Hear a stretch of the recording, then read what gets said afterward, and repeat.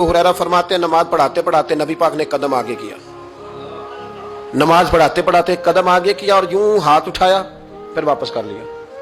अब नमाज पढ़ के ना तो सलाम फेरा तो सहाबा अर्ज करने लगे या रसूल अल्लाह सल्लल्लाहु अलैहि वसल्लम, वो नमाज में पैर भी आगे किया तो हाथ भी उठाया, तो वजह क्या थी? पहला सवाल तो यह है कि आप लोग नमाज पढ़ रहे थे या हुजूर को देख रहे थे?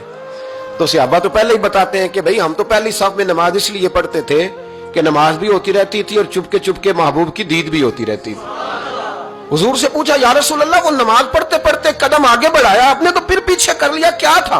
और हाथ उठाया तो फिर आपने नीचे कर लिया। तो नबी करीम फरमाने लगे नमाज पढ़ाते पढ़ाते जब मैंने कहा ना समी अल्लाहु लिमन हमीदा, अचानक मेरी नजर उठी तो जन्नत में चली गई। नजर उठी तो जन्नत में, तेरे लिए 2-4 कदम अर्श बरी है। तो महबूब फरमाते हैं जब मेरी ऊपर नजर गई ना तो मैंने देखा कि अंगूरों का एक खोशा लटक रहा है जन्नत में, तो मैंने हाथ बढ़ाया कि तोड़ लूं। हुजूर खड़े हैं मस्जिद नबवी में और फरमाते हैं कि मैं यहां खड़े होकर हाथ ऊंचा करूं तो मेरा जन्नत तक पहुंच जाता है। फरमाया मेरा इरादा हुआ कि वो खोशा जन्नत का तोड़ लूं और जरा मैंने पैर आगे बढ़ाया ही था तो मेरे दिल में ख्याल आया कि जन्नत राज है तो राज ही रहनी चाहिए, ये राज खोल गया तो मजा नहीं आएगा। तो मैंने फिर वो हाथ वापस कर लिया। सहाबा कहते हैं जब नबी करीम ने ये बयान किया तो हमारे चेहरे ने तजस्सुस से खेल उठे, तजस्सुस से हम कोई बात और भी सुनना चाहते थे। तो महबूब फरमाने लगे अगर मैं वो खोशा तोड़ के ले आता और तुम्हें दे देता तुम कयामत तक भी खाते रहते तो तुमसे खत्म नहीं होना था। ये सही मुस्लिम की हदीस है। ओ भाई, मेरे रसूल करीम के वाक़या में राज पे शिकवा करना, कहना समझ में नहीं आती कैसे गए थे। तो तू जो चाहे तो हर शब हो मिसाले शब असरा, इसलिए कि तेरे लिए 2-4 कदम।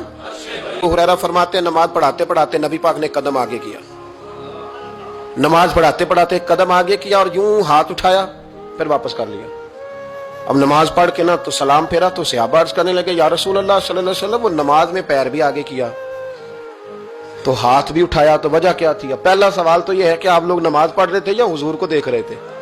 तो सहाबा तो पहले ही बताते हैं कि भाई हम तो पहली साफ में नमाज इसलिए पढ़ते थे कि नमाज भी होती रहती थी और चुपके चुपके महबूब की दीद भी होती रहती थी।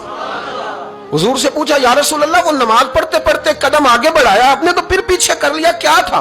और हाथ उठाया तो फिर आपने नीचे कर लिया। तो नबी करीम फरमाने लगे नमाज पढ़ाते पढ़ाते जब मैंने कहा ना समी अल्लाहु लिमन हमीदा, अचानक मेरी नजर उठी तो जन्नत में चली गई।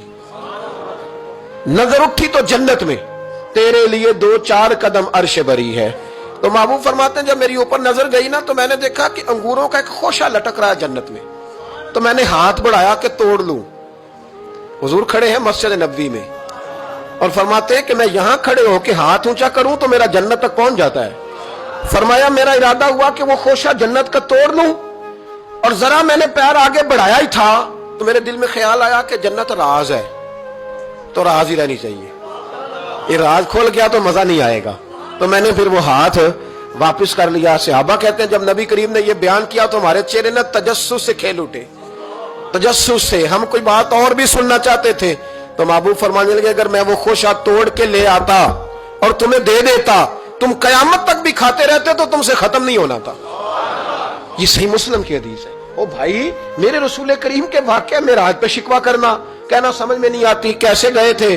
तो तू जो चाहे तो हर शब हो मिसाले शब असरा, इसलिए कि तेरे लिए 2-4 कदम